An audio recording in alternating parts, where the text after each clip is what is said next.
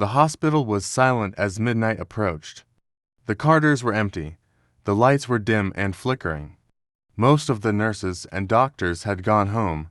Only a few patients lay in bed, their delicate breathing breaking the silence of the hospital. In one extraordinary situation, a patient requiring emergency surgery was being transported to the operating room on the top floor of the hospital. While the patient was being prepared for emergency surgery, a nurse opened the operating room door. When he entered, his heart felt like it would stop for a moment. The inside of the operating room was dark and cold. The flickering lights showed that the room had a scary atmosphere. The nurse stepped forward to turn on a lamp next to the operating table, but a voice stopped her.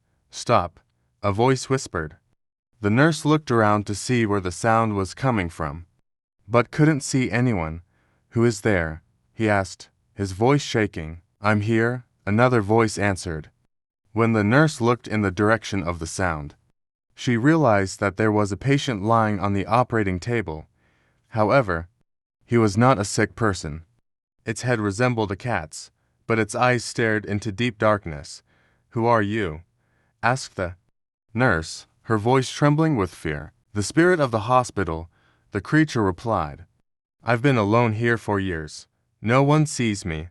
No one hears me. But you can hear me." The nurse stepped back in fear. "How can I help you?" she asked. "Release me," said the spirit. "Rescue me from this hospital. Take me from here.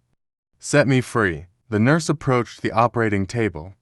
To fulfill the spirit's request, the spirit lying on the table reached out towards him. The nurse caught the spirit and took it into her arms. However, she felt a burning sensation where the spirit touched her. The nurse stepped back in fear and released the spirit. The soul disappeared inside the hospital and was never seen again. However, hospital staff later claimed that they heard strange noises and a scary presence in the operating room. On the upper floor of the hospital, no one took them seriously, but the hospital staff could not forget that terrible night.